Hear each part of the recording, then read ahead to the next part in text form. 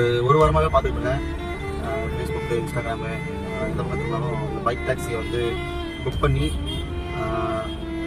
அவங்கக்கிட்ட வந்து நம்ம பேசுறது, இல்லை ஓட்டாதீங்கன்னு நம்ம கஷ்டத்தை சொல்கிறது, இந்த மாதிரி வீடியோஸ் நிறைய பார்த்துக்கிட்டே இருக்கேன்.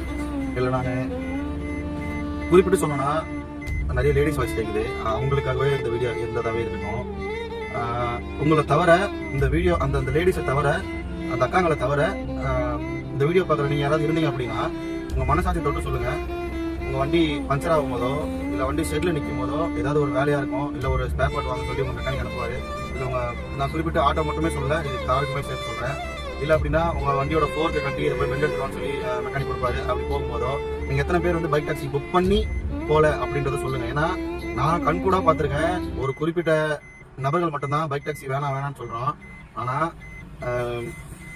நிறைய கார் டிரைவரோ இல்லை ஆட்டோ டிரைவரோ இவங்களாமே அதை புக் பண்ணி போக தான் செய்கிறாங்க, போய்கிட்டு தான் இருக்கிறாங்க. அவங்களோட தேவையை பூர்த்தி பண்ணிக்கிறாங்க அந்த நேரத்துக்கு.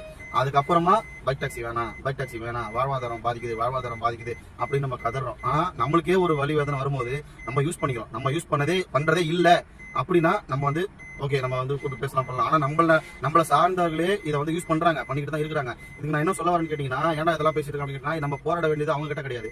அவங்களும் நம்மள மாதிரி சாதாரண ஒரு மனுஷங்க தான், நம்மள சேர்ந்தவங்க தான் பொதுமக்கள் அவங்க.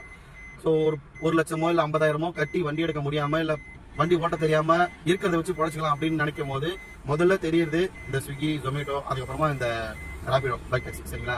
அதுலயுமே பார்சாலிட்டி பார்த்து இதை ஓட்டுற நிறைய பேர் இருக்காங்க, பார்ட் டைம் ஓட்டுற நிறைய பேர் இருக்காங்க. நம்ம போராட வேண்டியது அவங்க கிட்ட கிடையாது. நான் உண்மையா சொல்றேன், நம்ம போராட வேண்டியது அவங்க கிட்ட கிடையாது. இந்த அரசியல், இந்த கவர்மெண்ட் கிட்ட தான் நம்ம போராடுறோம். சரிங்களா? நம்மளோட வாழ்வாதாரம் பாதிக்குதுன்னா அதை நடத்துறதுக்கும் கொண்டு போறதுக்கும் அனுமதிக்கிறாங்க பாத்தீங்களா, அவங்க கிட்ட தான் நம்ம போராடணும். ஒன்னு கவர்மெண்ட், இன்னொன்று இந்த ஆப்.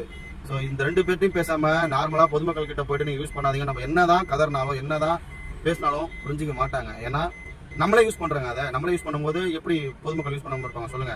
ஒரு வண்டி டயர் பஞ்சர் ஆச்சு அப்படின்னா அந்த டயரை கழட்டிட்டு கையில தூக்கிட்டு வண்டியில உட்காந்து போறேன். நானே கண் கூட பாத்துருக்கேன். மெக்கானிக் சைட்ல போய் நிற்கும் போது ஸ்பேர் வாங்கிட்டு வரணும், பைக் டாக்ஸி புக் பண்ணி போறாங்க. நம்ம ஆளுங்களே ஆட்டோ புக் பண்ண மாட்டேங்கிறாங்க, கார் புக் பண்ண மாட்டேங்கிறாங்க. அப்படியே புக் பண்றாங்க. எங்களுக்கே நிறைய வாட்டி எனக்கே புக்கிங் வரும். சரிங்களா? புக் பண்ணும் போது ரேட்டு கம்மியா இருக்கும். இந்த ரேட்டு கொடுங்க, எக்ஸ்ட்ரா கொடுங்க அப்படின்னா நானும் டிரைவர் தாங்க அப்படின்னு சொல்லிட்டு எக்ஸ்ட்ரா தர மாட்டேன். நிறைய இருக்கு. நம்ம ஆளுங்களே நம்மளுக்கு ஒத்துழைக்க மாட்டாங்க. அதனால வந்து போராட வேண்டியது இந்த ஓட்டுறவங்க கிட்ட நடு ரோட்ல நின்று அவங்கள வழிமறிச்சு நம்ம புக்கிங்கை போட்டு வர வச்சு நம்ம கஷ்டத்தை சொன்னோம் அப்படின்னா பிரயோஜனம் கிடையாது. இதை கவனிச்சு இதை சரி செய்ய வேண்டிய ஆட்கள் பார்த்தீங்கன்னா கவர்மெண்ட் மட்டும்தான். அவங்க தான் இதுக்கு உண்டான தீர்வு கொடுக்கணும். இதுதான் தீர்வு. பெங்களூர்ல கிடையாது, டெல்லியில கிடையாது. இங்கெல்லாம் எப்படி யாரால இதெல்லாம் வந்து ஒழிஞ்சுது சொல்லுங்க? நம்மள மாதிரி டிரைவருங்களால கிடையாது. அவங்க மொத்தமா சேர்ந்து ஒழிச்சிட்டாங்க கிடையாது. இந்த கவர்மெண்ட் அவங்களுக்கு டிரைவருக்கு சப்போர்ட் பண்ணுது. டிரைவர்களோட கவனத்தை அவங்க திருப்புறாங்க, கவர்மெண்ட்டுக்கு திருப்புறாங்க. சரிங்களா? அதனால நம்ம